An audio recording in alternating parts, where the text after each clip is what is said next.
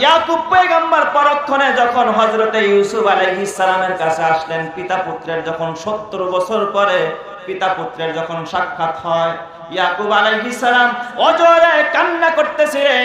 ইউসুফ পয়গম্বর তখন ইয়াকুব পয়গম্বরকে ডাক দিয়ে বলে, আব্বা আপনি একজন পয়গম্বর। ও আব্বা আমিও একজন পয়গম্বর, তবে আব্বা আপনি কি আখিরাত বিশ্বাস করেন না, তাকদীর বিশ্বাস করেন না? আব্বা আপনি কি আল্লাহর উপরে পরিপূর্ণ ঈমান রাখেন না?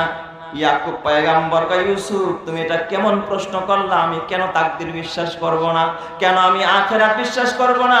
আব্বা গো, যদি তাকদীর বিশ্বাস করে থাকেন, আখিরাত বিশ্বাস করে থাকেন, সবকিছু যদি ভালো মন্দ রবের পক্ষ থেকে হয়, এই বিশ্বাস যদি আপনার থাকে, তাহলে আপনি পয়গম্বর হয়ে কেন আমি ইউসুফের জন্য আপনি কাঁদতে কাঁদতে চক্ষু দুইটা কেন অন্ধ করে ফেলেছেন?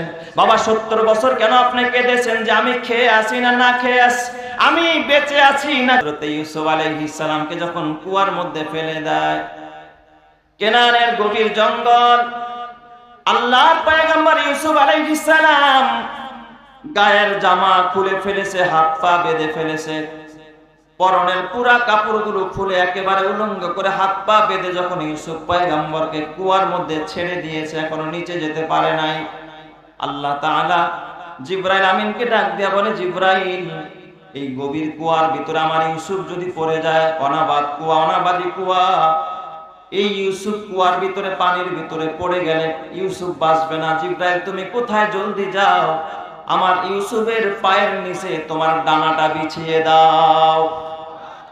বিশ্বনবী এক হাদিসে বলেন যে বিশ্বনবী হযরতে জিবরাইল আমিনের সাথে যখন একবার সাক্ষাৎ হয়, তিনি জিজ্ঞাসা করেন, ভাই জিবরাইল আপনার চলার গতি কত? জিবরাইল আমিন বলেন, ইয়া রাসূলুল্লাহ আমার চলার গতি কত এটা আমি আপনাকে বলতে পারবো না, তবে একটা ঘটনা বলি, এর থেকে আপনি আন্দাজ করবেন যে আমার চলার গতি কত। হযরতে জিবরাইল আমিন ডাক দেয়া বলেন, ইয়া রাসূলুল্লাহ ইউসুফ আলাইহিস সালামকে যখন তার 10 ভাই মিলে যখন হাত পা বেঁধে ওই কিনানের পরিত্যক্ত একটা কুয়ার মধ্যে ছেড়ে দিয়েছে, এখনো পানির সাথে মিশতে পারে নাই, আমি জিবরাইল তখনও সিদরাতুল মুনতাহা, এই সিদরাতুল মুনতাহা কত দূরে, এখান থেকে প্রথম আসমান 500 বছরের রাস্তা, আবার আসমানটা মোটা হলো আরো 500 বছরের রাস্তা, প্রথম আসমান থেকে দ্বিতীয় আসমানের দূরত্ব আরো 500 বছরের রাস্তা, এইভাবে সপ্তম আসমান পর্যন্ত 7000 বছরের রাস্তা, সপ্তম আসমান থেকে সিদরাতুল মুনতাহা আরো 7000 বছরের রাস্তা, তাহলে সর্বমোট কত হাজার বছরের রাস্তা?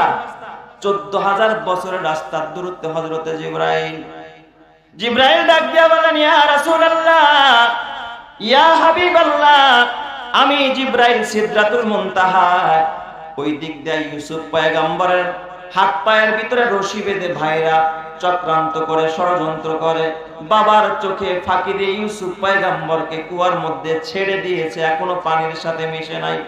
আমি জিবরাইল ওই সিদরাতুল মুনতাহা থেকে মাত্র 2টা ডানা মেলে আমি একটা উড়াল দিয়ে চোখের পলকে হযরতে ইউসুফের পায়ের নিচে ডানাটা বিছায়া দিয়েছি, এখনো পর্যন্ত ইউসুফের পা পানির সাথে স্পর্শ করে নাই। জোরে কোন সুবহানাল্লাহি ওয়া বিহামদিহি। জিবরাইল ডাক দিয়া বলে, আমি গিয়া দেখি এখনো ইউসুফের পা পানির সাথে এখনো পর্যন্ত মিশে নাই। আল্লাহ তাআলা পয়গম্বর হযরতে ইউসুফ জিবরাইল আমিনের ডানার উপরের মধ্যে জিবরাইল আমিন বসালেন। এরপরে আল্লাহকে ডেকে বলেন, আল্লাহ এবার তোমার পয়গম্বর ইউসুফের সাথে আমি কি রূপ আচরণ করব? আল্লাহ বললেন, ও জিবরাইল তার ডান হাতের মধ্যে দেখো তার বাবা ইয়াকুব আলাইহিস সালাতু ওয়াস সালাম একটা তাবিজ বেঁধে, তার একটা জুব্বা, হযরত ইব্রাহিম খলিলুল্লাহর একটা জুব্বা এই হাতের মধ্যে তাবিজ বানায়া বাবা বেঁধে দিয়েছে, ওই তাবিজটা খুলে জুব্বা মোবারক আমার ইউসুফের উলঙ্গ দেহের মধ্যে তুমি পরায়া দাও।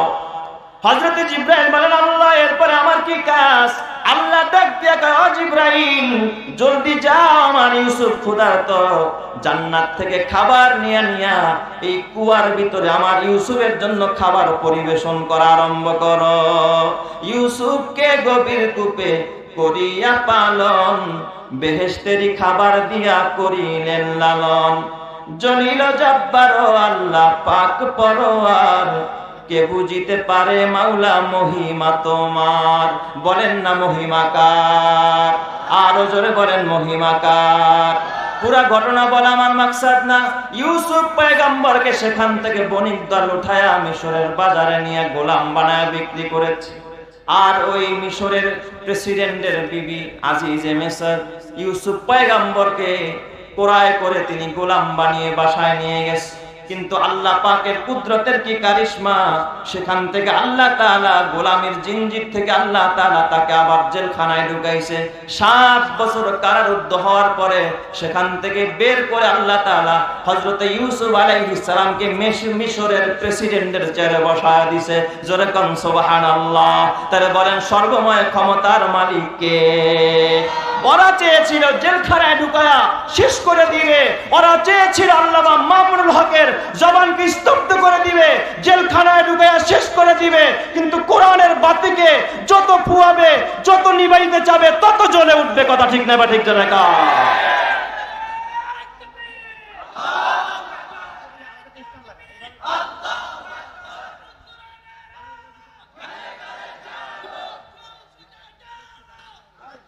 আমার ভাইরা, হযরত ইউসুফ আলাইহিস সালাম দীর্ঘ 70 বছর পরে যখন ভাইদের সাথে সাক্ষাৎ হয়, ভাইরা যখন মিশরে আসলেন ইউসুফ পয়গম্বরের কাছে, শুনলেন বাবা নাকি অন্ধ হয়ে গেছে। কোরআনের মধ্যে আছে ইউসুফ পয়গম্বর নিজের গায়ের জামাটা খুলে দিলেন, আব্বার কাছে নিয়ে যাও, ফারতাদ্দা বাসীরা, এই জামা আমার বাবার চোখের মধ্যে লাগাও, সঙ্গে সঙ্গে আমার বাবা চক্ষুষ্মান হয়ে যাবে।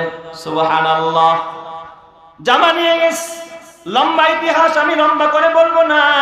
ইয়াকুব পয়গম্বর পরক্ষণে যখন হযরতে ইউসুফ আলাইহিস সালামের কাছে আসলেন, পিতা পুত্রের যখন 70 বছর পরে পিতা পুত্রের যখন সাক্ষাৎ হয়, ইয়াকুব আলাইহিস সালাম অজরে কান্না করতেছিলেন। ইউসুফ পয়গম্বর তখন ইয়াকুব পয়গম্বরকে ডাক দিয়ে বলে, আব্বা আপনি একজন পয়গম্বর। ও আব্বা আমিও একজন পয়গম্বর। তবে আব্বা আপনি কি আখিরাত বিশ্বাস করেন না, তাকদীর বিশ্বাস করেন না? আব্বা আপনি কি আল্লাহর উপরে পরিপূর্ণ ঈমান রাখেন না? ইয়াকুব পয়গম্বর কয়, ইউসুফ তুমি এটা কেমন প্রশ্ন করলা? আমি কেন তাকদীর বিশ্বাস করব না? কেন আমি আখিরাত বিশ্বাস করব না? আব্বা গো, যদি তাকদীর বিশ্বাস করে থাকেন, আখিরাত বিশ্বাস করে থাকেন, সবকিছু যদি ভালো মন্দ রবের পক্ষ থেকে হয়, এই বিশ্বাস যদি আপনার থাকে, তাহলে আপনি পয়গম্বর হয়ে কেন আমি ইউসুফের জন্য আপনি কাঁদতে কাঁদতে চক্ষু দুইটা কেন অন্ধ করে ফেলেছেন? বাবা 70 বছর কেন আপনি কেঁদেছেন যে আমি খেয়ে আছি না না খেয়ে আছি, আমি বেঁচে আছি নাকি মরে গেছি, আমি সুখে আছি নাকি দুঃখে আছি? এই চিন্তা আর এই টেনশন করতে করতেই তো আপনার চক্ষু অন্ধ হয়ে গেছে, কাঁদতে কাঁদতে। আব্বা তাকদীরের উপরে যদি আপনার বিশ্বাস থাকতো, আপনি এত লম্বা সময় কোনোদিন ক্রন্দন করতেন না। আব্বা গো, আপনি কেন এতদিন পর্যন্ত আমি ইউসুফের জন্য ক্রন্দন করেছ? ইয়াকুব পয়গম্বর ডাক দিয়ে আবার, ও কলিজার টুকরা ইউসুফ, তুমি তো জানো না রে বাবা, তুমি খেয়ে আছো না না খেয়ে আছো, এই জন্য আমি বাবা কাঁদি নাই। তুমি বেঁচে আছো না মরে গেছো, এই জন্য আমি কাঁদি নাই। তুমি সুখে আছো নাকি দুঃখে আছো, এই জন্য আমি বাবা কাঁদি নাই। আমি বাবা কেন কেঁদেছি জানো নি? ও ইউসুফ, আমি কেন কেঁদেছি তুমি জানো কিনা? বললেন, বাবা আপনি বলেন কেন আপনি কেঁদেছেন? হযরত ইয়াকুব পয়গম্বর কয়, ইউসুফ আমি কেঁদেছি শুধু একটা মাত্র কারণে, যে তুমি আমার হাত ছাড়া হয়ে গেছো, দূরে চলে গেছো। তুমি কি তোমাকে আমি তাআল্লুক মা আল্লাহ করাইতে পারি নাই? আল্লাহর পরিচয় আমি তোমাকে করায় দিতে পারি নাই, দ্বীন শিখাইতে পারি নাই, তোমাকে আমি জাহান্নাম থেকে বাঁচাইতে পারি নাই, কাছে থেকে তোমাকে দ্বীন শিখায় আল্লাহর সাথে পরিচয় করাইতে পারি নাই, দ্বীনি তালিম দিতে পারি নাই। আমি ভেবেছি না জানি তুমি আবার পথচ্যুত হয়ে যাও কিনা, তুমি আবার পথভ্রষ্ট হয়ে যাও কিনা। ও ইউসুফ, আমি বাবার উপরে ফরজ ছিল তোমাকে দ্বীন শিক্ষা দেওয়া, তুমি আমার থেকে দূরে সরে গেছো, তুমি পথ হারা হয়ে যাও কিনা, দিন থেকে মাহরুম হয়ে যাও কিনা।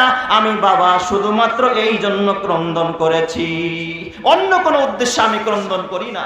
তাহলে এই ঘটনা থেকে বোঝা গেল একজন বাবার উপরে দায়িত্ব হলো সন্তানকে দ্বীন শিক্ষা দেওয়া।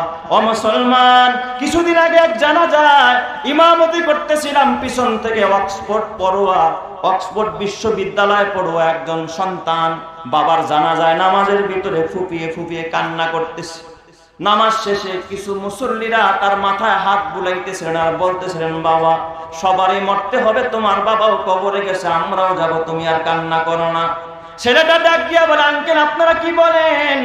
আমি তো আমার বাবা মারা গেছে এই জন্য কাঁদি না। অক্সফোর্ড পড়ুয়া, বিশ্ববিদ্যালয় পড়ুয়া সন্তানকে জিজ্ঞাসা করা হলো, তাহলে তুমি কেন কাঁদতেছ?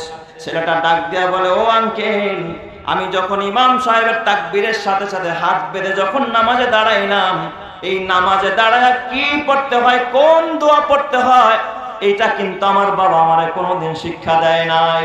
আমার বাবা লক্ষ লক্ষ কোটি কোটি টাকা খরচ করে আমাকে অক্সফোর্ড বিশ্ববিদ্যালয় পর্যন্ত আমাকে ডিগ্রি অর্জন করাইছে, কিন্তু জানাজার নামাজে কি দোয়া পড়তে হয় আমার বাবা কোনোদিন আমারে শিক্ষা দেয় নাই।